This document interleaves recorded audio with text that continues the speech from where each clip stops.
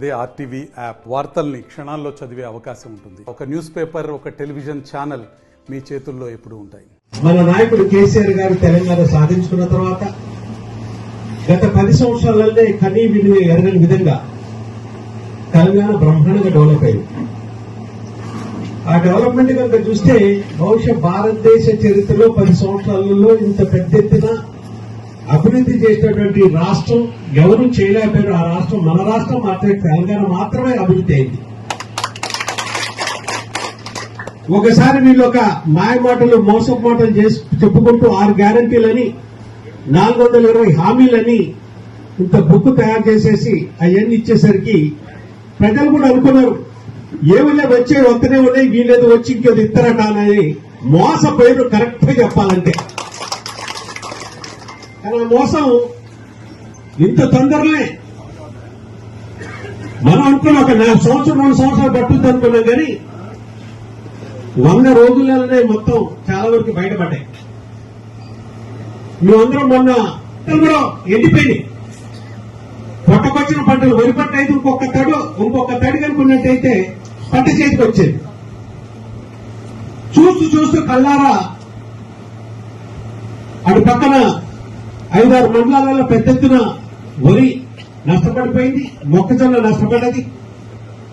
ఇక్కడ అభివృద్ధినే కాకుండా రాష్ట్ర వ్యాప్తంగా కూడా దగ్గర దెబ్బతింది. చూస్తున్నప్పుడు ఒక రైతు అయితే నెత్తి కొట్టుకుంటున్నాడు. మొత్తం 1,50,000 రూపాయలు నష్టపడిపోయినా అని మొత్తం పంట చూపెట్టుకుంటూ ఆ ఎండిపోయిన పంట చూపెట్టుకుంటూ మాకు పొలాలను తీసపోయిన తర్వాత మేము అడిగినాం, మరి గవర్నమెంట్ తరఫున అధికారులు కానీ లేకపోతే ఇంకెవరిని గెలిచినటువంటి ప్రజాపతి ఎవరు వచ్చారని.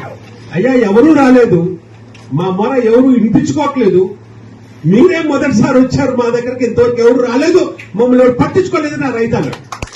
మరి కేసీఆర్ గారు రైతులు బాగుంటే రాజ్యం బాగుంటది, రైతులు బాగుంటే ఊళ్ళల్లో ఉన్నటువంటి బడుగు బలహీన వర్గాలకు అందరూ కూడా బాగుంటారన్న ఆలోచనతో ఆయన ఎంత చేసినా కూడా మనం ఇప్పటిదాకా ఇస్తానని డిసెంబర్ 9th కానివ్వండి మీరు వచ్చేస్తుంది 2 లక్షలని, 15,000 వస్తాయని, 2,500 రూపాయలు ప్రతి ఇంటికి వస్తుందని, తులం బంగారం వస్తుందని, ఇక ఒక్కొక్కళ్ళు అయితే ఆ ఓట్లు వేసినప్పుడు పోయినోళ్ళు కూడా వీడు లేదు వాడు లేదు అని వస్తుందిరా మన ఇంటి కూడా తులం బంగారం అని ఇక ఒక్కొక్కటి అనుకొని వేశారు.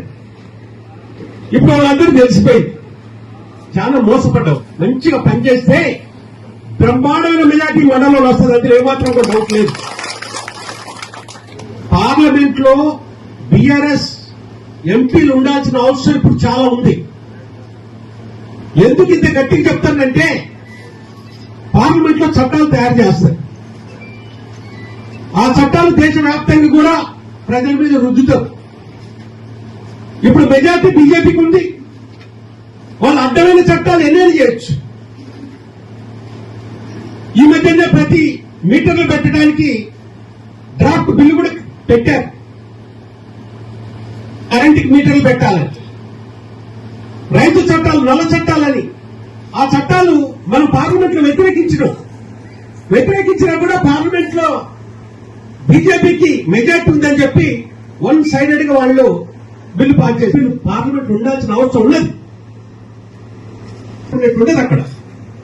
మన కనుక పార్లమెంట్ రికార్డు కనుక దిద్దే తెలంగాణ ప్రజల గురించి, తెలంగాణ ప్రాజెక్టుల గురించి, తెలంగాణ విభజన చట్టం హామీల గురించి, తెలంగాణ రైతాంగం గురించి పోరాడింది పోయిన 5 సంవత్సరాలలో ఒక్క బీఆర్ఎస్ ఎంపీలు మాత్రమే. మరిన్ని వీడియోస్ కోసం ఛానల్ ని సబ్స్క్రైబ్ చేయండి, లేటెస్ట్ అప్డేట్స్ కోసం వాట్సాప్ ఛానల్ ని ఫాలో చేయండి అండ్ లింక్ డిస్క్రిప్షన్ లో ఉంది.